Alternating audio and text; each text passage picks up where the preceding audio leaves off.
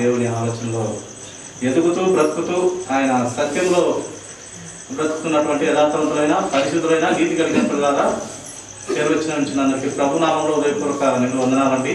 గ్రంథంలో కొన్ని మాటలు మనం ధ్యానించుకుందాము. ఈ యొక్క రాత్రికాల సమయం ముందు ఆది కాండము 15వ అధ్యాయము 15వ వచనం మరొకసారి మనం చదువుకుందామండి. నీవు క్షేమముగా నీ పితరుల యొద్దకు పోయేదవు, మంచి వృద్ధాప్యమందు పాతి పెట్టబడదు. చూడండి ప్రియ దేవుని సంగమా, ఇక్కడ వ్రాయిస్తున్నటువంటి సందర్భము మనుషులకు ఇస్తున్నటువంటి దేవుని ఆలోచన. నీ పితరులకు వద్దకు నీవు చేర్చబడదు, మంచి వృద్ధాప్యమందు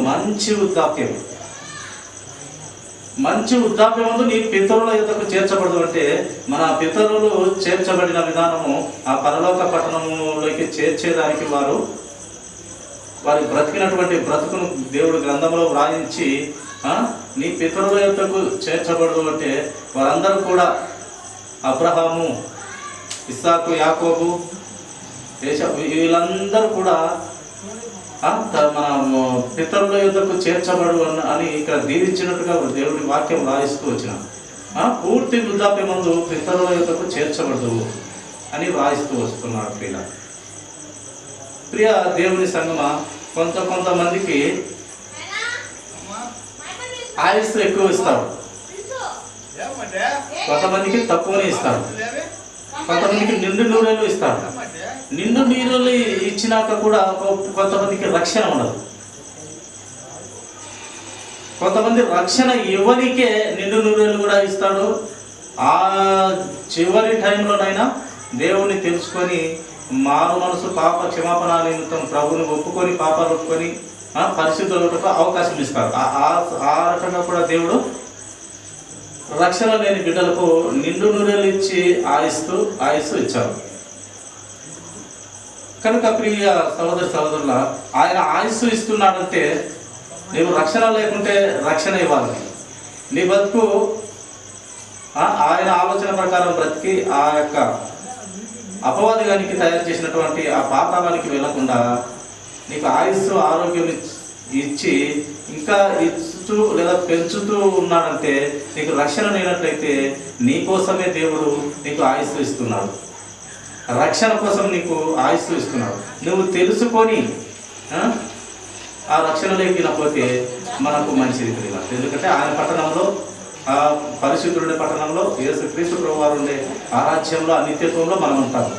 అది అందరికీ ఇస్తాడు. కానీ కొంతమంది ఏంటంటే ఈ లోక సంబంధమైన దేవత వారి ఆత్మీయ కన్నులకు గుడ్డితనం కలుగు చేసి ఆ రక్షణలోకి రాలేని స్థితిలో కూడా ఉంటారు.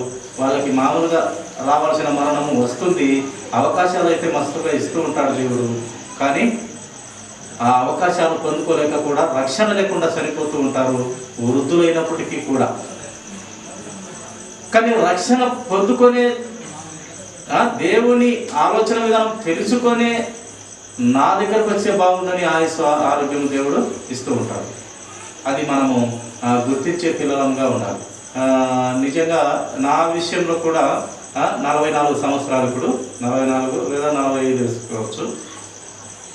నాకు ఈ మధ్యకాలంలో రక్షణలోకి వచ్చి 2 సంవత్సరాలు, ఈ మధ్యకాలంలో 42 సంవత్సరాల వరకు కూడా యేసుక్రీస్తు ప్రభువారు ఆయన ఆలోచన విధానము ఊరికే మంచి దేవుడు అని మాత్రమే తెలుసు. పూర్తిగా ఆయన గుణగణ లక్షణాలు తెలియదు. ఆయన అంత శక్తివంతుడైన దేవుడు అని తెలియదు. ఏదో తెలుసు, అని నామకాత్ర భక్తికి మాదిరిగా తెలుసు అంతే. రక్షణ లేదు, విశ్వాసం అంటే తెలియదు, రక్షణ అంటే తెలియదు, ఏం తెలియదు. కానీ దేవుడైతే మంచి దేవుడు అని తెలుసు అంతవరకే. కానీ 42 సంవత్సరాలు దేవునికి దూరంగా ఈ లోకానుసారంగా ఈ సినిమాలు, సీరియళ్ళు, ఈ లోక సంబంధమైన మాటలు, ఈ లోక సంబంధమైన ఆలోచనలతో బ్రతుకుతూ ఇలా ఉన్న జీవితం. ఈ మధ్య జీవితంలో 42 ఏళ్ళ ఈ యొక్క జీవితం, ఈ 42 ఏళ్ళ లోపు జీవితంలో ఎన్నోసార్లు మూడు మాటలు మరణానికి దగ్గరై మళ్ళీ దేవుని చిత్తంలో భాగంగా అనుకోవచ్చు. నేనైతే అట్నే అనుకుంటా. బ్రతికించినట్టుగా నేను గుర్తించిన. ఒకసారి ఆ యొక్క చీమ కుట్టిపోయినప్పుడు అక్కడ పైనుండి పడి చనిపోవాల్సిన స్థితిలోకి వెళ్ళిపోయి మళ్ళీ ఎట్లా దేవుడు కాపాడాడు. ఒకసారి చిన్నతనంలోనే బావిలో పడి చనిపోవాల్సిన నన్ను బ్రతికించినాడు. అలాగే మరొకసారి అలాంటి సందర్భాలు 3 దఫాలుగా చనిపోయే పరిస్థితిలోకి వెళ్ళి మళ్ళీ దేవుడే బ్రతికించినాడని నాకెప్పుడు తెలిసింది అంటే రక్షణలోకి వచ్చినాక తెలిసింది. అంతకుముందల్లా తెలియదు. దేవుడే కాపాడినాడు, దేవుడే రక్షించినాడు అనేది తెలియదు. ఏది ఎలా తెలిసిందంటే రక్షణలోకి వచ్చినాక నాకు దేవుడు రక్షణ ఇవ్వడానికి నన్ను కాపాడుతూ వచ్చినాడు. ఆ మరణాల నుంచి దేవుడే కాపాడుతూ వచ్చినాడు అని రక్షణలోకి వచ్చి దేవుణ్ణి ఆయన ప్రేమ అంతో ఇంతో తెలుసుకుంటూ ఆయన ఆలోచన విధానము ఎంత గొప్పదని తెలుసుకుంటున్న టైంలో అప్పుడు దేవుని ప్రేమ తెలిసింది. ఆయన ఎందుకు నన్ను అప్పుడు చంపలేదు, ఎందుకు ఇప్పుడు దాకా పెట్టినాడు అనేది కూడా తెలిసి వచ్చింది. అప్పుడు చనిపోయింటే నాకు అసలు జీవితంలో లేదు, ఏం తెలియదు. రక్షణ వచ్చింది. ఆ రక్షణలో క్రీస్తు రక్షణలో ఆయన సంతోషంలో బ్రతుకుతున్నాం కనుక ఇంకా ఆయుష్ ఇచ్చి కాపాడుకున్నాడు దేవుడు. ఆ నిత్య నరకాగ్నికి వెళ్లకుండా అపవాదిగానికి తయారు చేసిన ఆ యొక్క పాతాళంకు వెళ్లకుండా దేవుడు కాపాడినాడు. సరే, ఇతను ఎప్పుడైనా ఇక ముందు జీవితంలో ఈ 40 ఏళ్ళ పైన కావచ్చు, ఇతను ముందు జీవితంలో ఇతడు మారగలడు అనే ఆలోచన ప్రభువుకు తెలుసు. ఆయన ఎందుకు తెలుసు అని నేను అంటున్నాను, ఆయన మన జీవితాలను ముందుగానే ఎరిగినవాడు, మన భవిష్యత్తు కాలం ఎరిగినటువంటి గొప్ప దేవుడు ఆయన. అందుకు అప్పుడు మరణం ఇవ్వలేదు. నాకు 3 దఫాలుగా మరణం రావాల్సి నన్ను బ్రతికించినాడు. 42 సంవత్సరాల తర్వాత బాప్తిసం తీసుకొని పాపాలు ఒప్పుకొని ఆయన రక్షణలోకి వచ్చి ఆయన రక్షణ రుచి చూస్తున్నాము. ఆయన రక్షణ అంటే ఎంత గొప్పది, ఎంత తీయనైనది, జుంటి తేనె దారుల కన్నా మధురమైనది ఆయన వాక్యం. అంత శక్తి కలిగిన దేవుళ్ళకి ఆలోచన వచ్చి ఊరికి మామూలుగానే నామకార్థ భక్తిగా ఉన్న నన్ను పూర్తిగా ప్రభువులో ఆనందించే బిడ్డగా చేసినాడంటే అది దేవుడి కృప, కనికరము, దయ, దాక్షిణ్యం.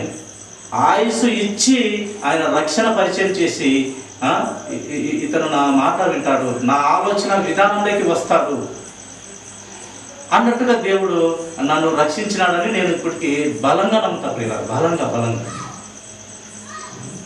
అలాగే దేవుడు ఎవరినైనా ఇలాంటి ఆలోచనలోనే ఉంటాడు. రక్షణ లేని పిల్లల విషయంలో ఆయన బిడ్డల విషయంలో ఎప్పుడైనా మాట్లాడని ఇలాగా నువ్వు 100 సంవత్సరాలు కానీ నీకు మారే ఆలోచన వస్తుంది ఈ బిడ్డ కంటే ఆయన ఆ ఆయుస్సు కూడా ఇచ్చి నిన్ను కాపాడుకుంటాడు ప్రియుల. కనుక నా విషయంలో జరిగిన అనుభవము తెలియపరుస్తున్నాను, దేవునికి కృతజ్ఞతలు తెలియపరుస్తున్నాను. అలాగా ఇక్కడ చూడండి, ఈ యొక్క భక్తునికి నీవు క్షేమంగా నీ పితరుల యొద్దకు పోయేదవు, మంచి వృద్ధాప్యం ముందు పాతి పెట్టబడతావు, మంచి వృద్ధాప్యం వరకు నీకు ఇస్తాను. మంచి విశ్వాసాలకు తండ్రి అయినటువంటి ఈయన ఎంత గొప్ప వాగ్దానం దేవుడు ఇచ్చినాడు. చూడండి ఇంకా ఉద్యోగ విషయంలో ఈరోజు ఇంకా మాట్లాడుకుందాం మనము. చూడండి, కీర్తనల గ్రంథము 71వ అధ్యాయము, కీర్తనల గ్రంథము 71వ అధ్యాయము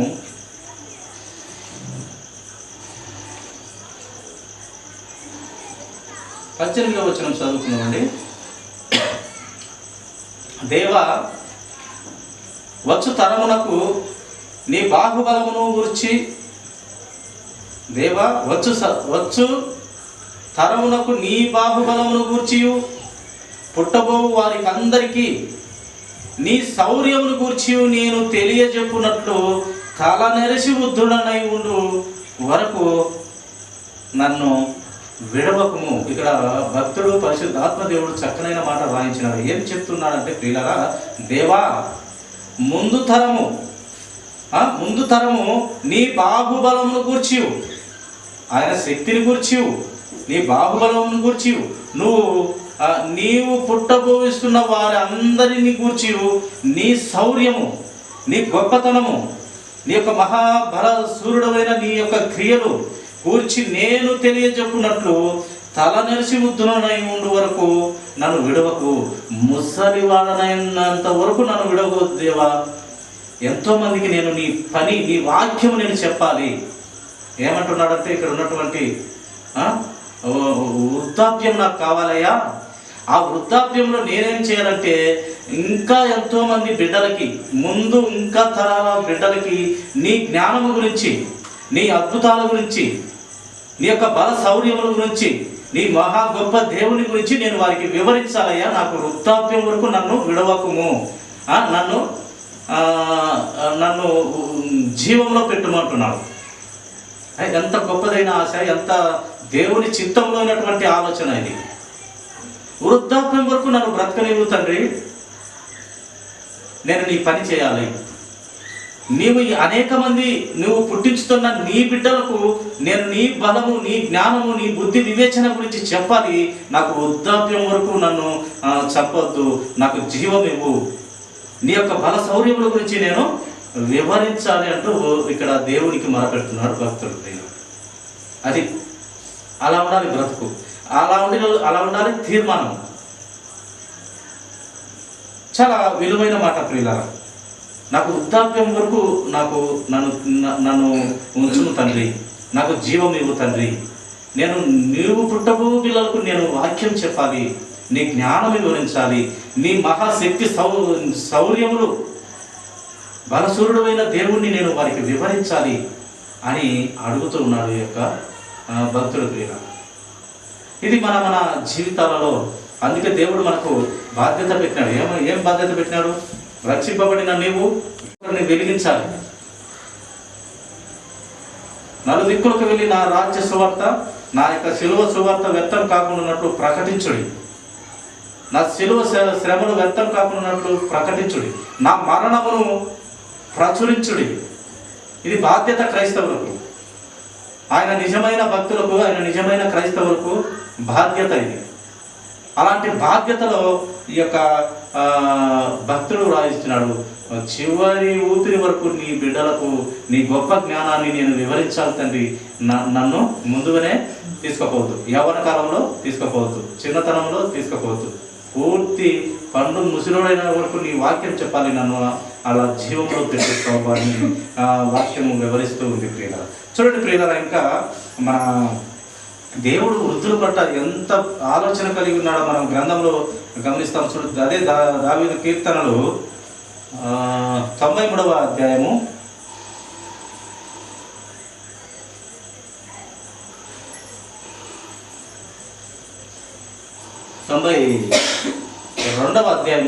92వ అధ్యాయము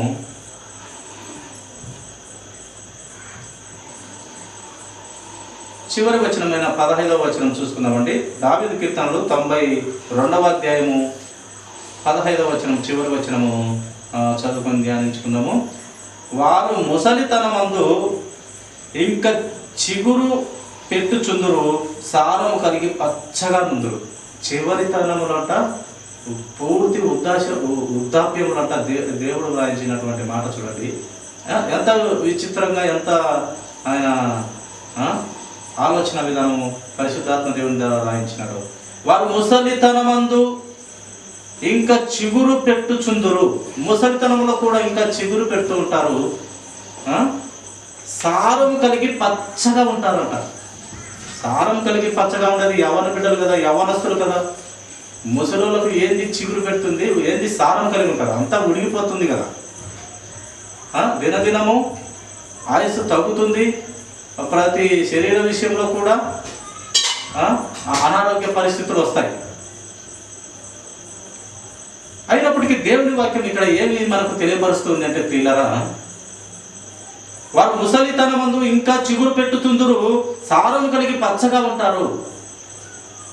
ఇది ఎలా సాధ్యమవుతుంది అంటే దేవుని వాక్యంలో బ్రతుకుతే, దేవుని కోసం బ్రతుకుతే ఇలాంటి పరిస్థితిగా మనకు కనపడుతుంది ప్రియులారా. దేవుడు ఆశీర్వదించిన బిడ్డలు వృద్ధులైనప్పటికీ యవ్వనస్తులతో సమానం. ఒక పెద్ద ఆయన వాక్యం చెప్తాడు. ఆయన ఆయనకు 65 ఏళ్ళు ఉంటాయి.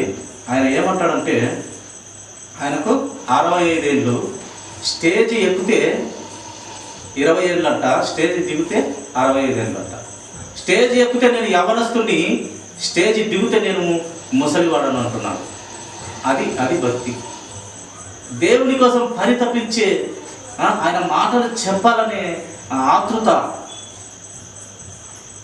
కోరిక, ఆ సృష్టికర్తను వివరించాలి, ఆ మహాశక్తి సంపన్నుని ఆయన పిల్లలకు తెలియపరచాలి అని దేవుడు మనకు వివరిస్తుంటాడు ప్రియుల. కనుక ప్రియ సహోదరి సహోదరుడా, నీలా జీవితంలో మనము జ్ఞానము కలిగి బ్రతకాలని దేవుని చిత్తమై ఉన్నది. కనుక ప్రియ దేవుని సంగమా, జ్ఞానం కలిగి బ్రతకాలి. అపవాది మధ్య మధ్యలో చాలా విచిత్రమైన పనులు చేస్తుంటాడు. ఇలాంటి మన మధ్యలో అపవాది కూడా ఉంటాడు, దేవునితో పాటు అపవాది కూడా ఉంటాడు. చూడండి, మరొక లేఖనము గమనించుకుందాము. సామెతల గ్రంథము 16వ అధ్యాయము 31వ వచనం ఒక మాట చదువుకుందామండి. సామెతల గ్రంథము 16వ అధ్యాయము 31వ వచనం. సామెతల గ్రంథము 16వ అధ్యాయము 31వ వచనం చూడండి. నెరసిన వెంట్రుకలు సొగసైన కిరీటము, అవి నీతి ప్రవర్తన గలవానికి కలిగి ఉండును. నెరసిన వెంట్రుకలు సొగసైన కిరీటము. నెరసిన వెంట్రుకలు దేవుడు చెప్తున్నటువంటి మాట, పరిశుద్ధాత్మ దేవుడు వ్రాయించినటువంటి మాట. నెరసిన వెంట్రుకలు సొగసైన కిరీటము, అవి నీతి ప్రవర్తన గలవానికి కలిగి ఉండును. సొగసైన కిరీటమే, తల నెరిసిట సొగసైన కిరీటముని దేవుని వాక్యం తెలియపరుస్తుంది. తల నెరసిన వెంట్రుకలు సొగసైన కిరీటము, ఆ కిరీటము నీతి ప్రవర్తన గలవానికి కలిగి ఉండును. అందరికీ నడుస్తుంది ఎంటికలు, అందరికీ తెలబడుతుంది, కానీ నీతిలో బ్రతికిన వానికే ఆ యొక్క నీతి ప్రవర్తన గలవని వానికి అది కలిగి ఉంటుంది. నీతిగా బ్రతికిన వానికే అది దేవుని ఆ యొక్క బిరుదు వర్ధిస్తుంది. ప్రేమ నీతిగా బ్రతకాలి. తల నడిచిన వాడు కాదు ఉద్దుడు. ఒక గొప్ప మాట ఉంది, తల నడిచిన వాడు ఉద్దుడు కాదు, జ్ఞానం మీరిన వాడు ఉద్దుడంట. ఇది ఒక గొప్ప సామెత. ఊరికే తల నడిచిన వాళ్ళు ఉంటారు, చిన్నవాడుగా ఉన్నప్పటికీ జ్ఞానంతో ఎక్కువ జ్ఞానం ఉన్నవాడు కూడా ఉంటాడు. తల నడిచినవాడు కాదంట ఉద్దుడు. తల నడిచినవాడు ఉద్దుడైతే జ్ఞానం ఎక్కువగా ఉన్నవాడు అతను ఉద్దుడు. జ్ఞానం సంపించుకోవాలి. ఊరికే వయసు పెరిగినంత మాత్రాన ప్రయోజనం లేదు. జ్ఞానం ఉండాలని దేవుని వాక్యం తెలియపరుస్తుంది. ఆ జ్ఞానము అది ఏందయ్యా జ్ఞానం అంటే ఆ నీతి ప్రవర్తన అది వారి మీద ఉంటుంది. దేవునిలో బ్రతికినట్లయితే ఆ నీతి ప్రవర్తన వారిలో కనపడుతుంది. కనుక ప్రియ సహోదరి సహోదరుడా, నెరసిన వెంట్రుకలు సొగసైన కిరీటమే, కానీ ఆ సొగసైన కిరీటము ఏందయ్యా, దాని విషయము ఏంది, దాని అర్థం అంటే నీతి ప్రవర్తన గల వారికి ఉంటుంది. ఆ సొగసైన కిరీటం వారికి దక్కుతుంది. యథార్థంగా నీతిగా పరిశుద్ధంగా బ్రతకాలి. చూడండి, మరొక లేఖనము గమనించుకుందాము. సామెతల గ్రంథము 20వ అధ్యాయము 29వ వచనం ఒక మాట చదువుకుందామండి. సామెతలు గ్రంథము 20వ అధ్యాయము 29వ వచనం.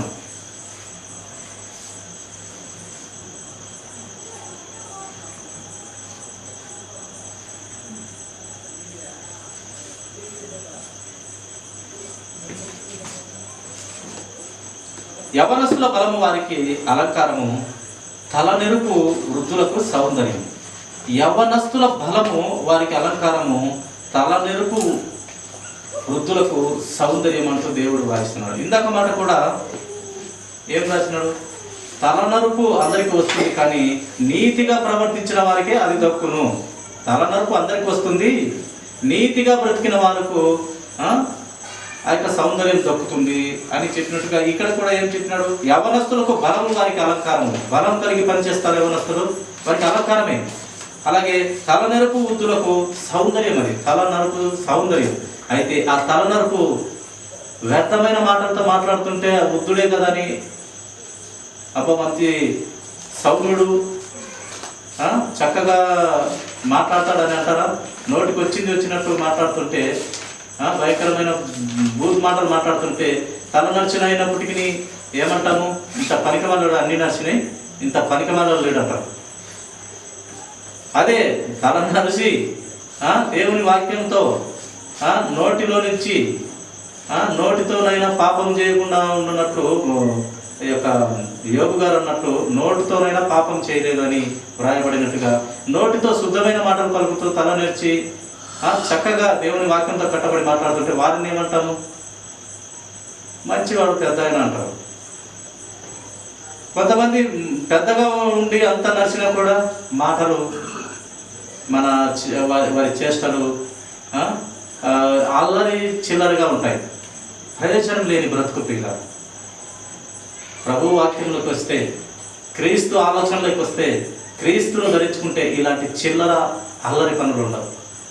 ఇది చిన్నప్పటి నుంచి మనకు బోధ నేర్పిస్తుంది, సత్యంలో బ్రతకనిస్తుంది, జ్ఞానం ఇస్తుంది, అభివృద్ధి ఇస్తుంది. గౌరవంగా ఇక్కడ బతుకుతావు అక్కడ కూడా గౌరవంగా బతుకుతావు, అక్కడంటే పరలోక రాజ్యంలో. కనుక ప్రియ సహోదరి సహోదరుడా, యవనస్తులకైతే వారి బలము, వారికి అలంకారము, తలనరుపు వృద్ధులకు వారికి సౌందర్యము. తలనరుపు సౌందర్యముగా చెప్పబడుతుంది. అయితే ఆ సౌందర్యము నీతి క్రియల వలన అది వారికి దొరుకుతుంది. యథార్థంగా బ్రతికితే వారికి అది వారికి సరిపోతుంది అనే ఒక మాట. మనము ఎలాంటి నీతిగా యథార్థంగా బ్రతకకుండా ఉంటే ఇంత పనికిమాలలో లేడు అని అంటాం. కనుక మన వాక్యంతో ప్రతి విషయంలో మనం కట్టబడుతూ దిద్దబడుతూ రావాలి ప్రియుల. చూడండి, చివరికి ఒక మాట చూసుకొని ముగించుకుందాము. యెషయా గ్రంథము 46వ అధ్యాయము 4వ వచనం చూసుకుందాము.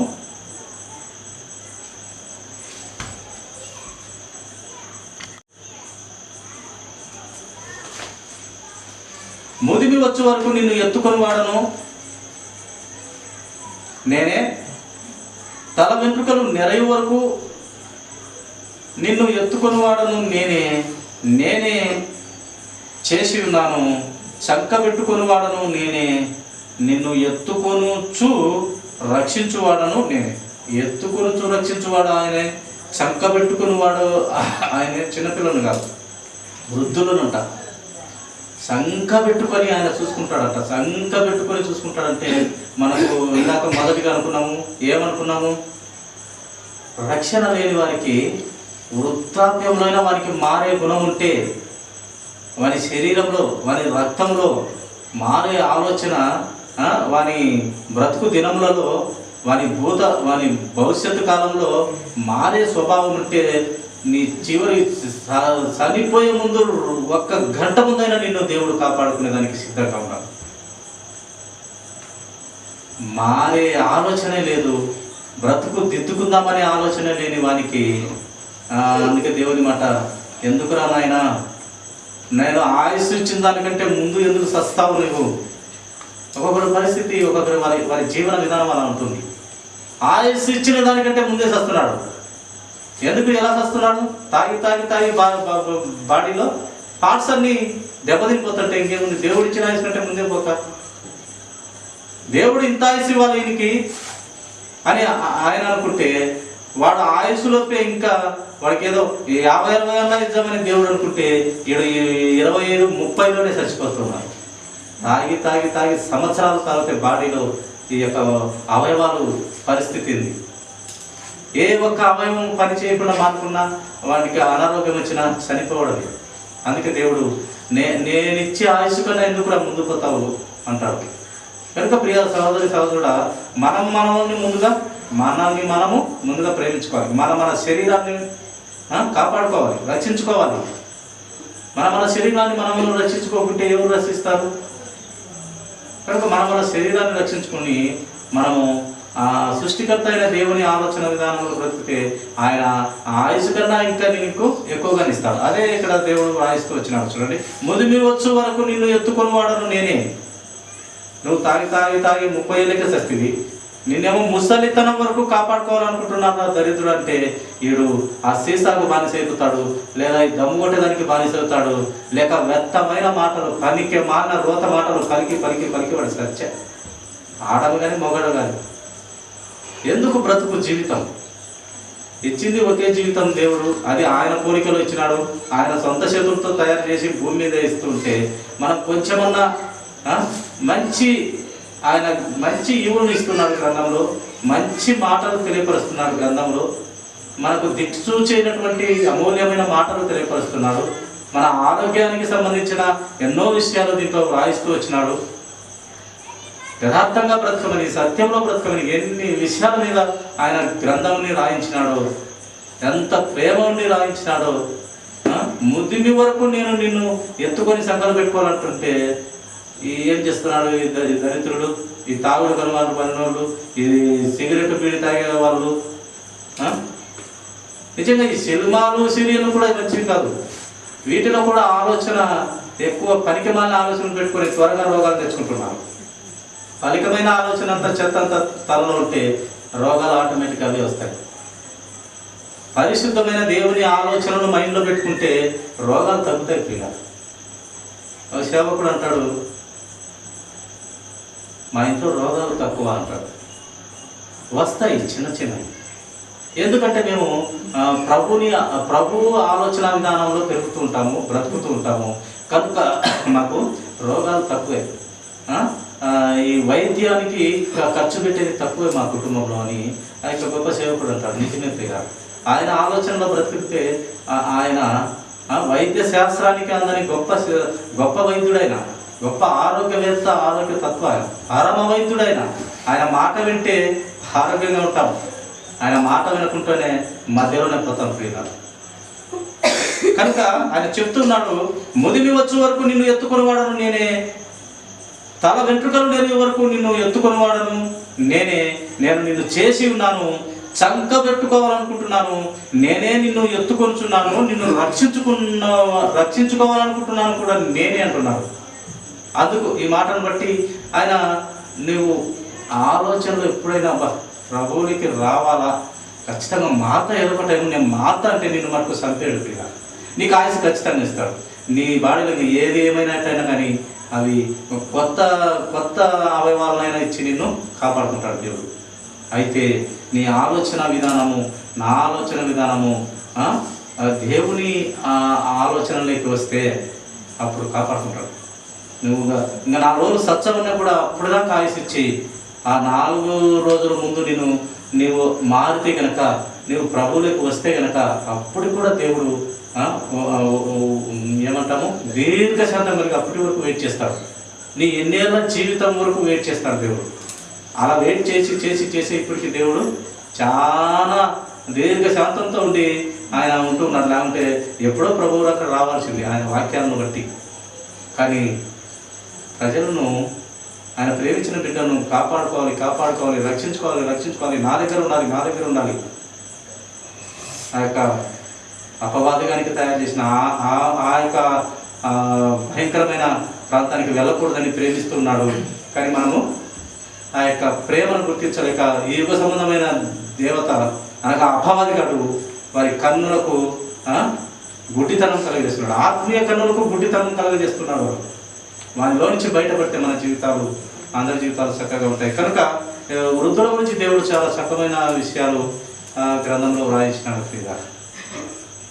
ఇందాక మనం మాట్లాడుకున్నట్టు ఏమన్నాడు ఆయన, ప్రభువా నీ పిల్లలకు నేను నీ మాటలు చెప్పాలి, నీ బలము చెప్పాలి, నీ జ్ఞానం చెప్పాలి, అందుకే నాకు వృద్ధాప్యం వరకు నాకు ఆయుష్ ఇవ్వు ప్రభా, మధ్యలో నన్ను చంపకు ప్రభా, నాకు ఆయుష్ ఇస్తే నీ గ్రంథం గురించి, నీ మాటల గురించి, నీ ప్రవర్తన గురించి, నీ భక్తుల గురించి, నీ జ్ఞానము నీ పిల్లలకి చెప్తాను ప్రభా, వృద్ధాప్యం వరకు నన్ను కాపాడు ప్రభా, నన్ను విడవకు ప్రభు అంటున్నాడు భక్తుడు.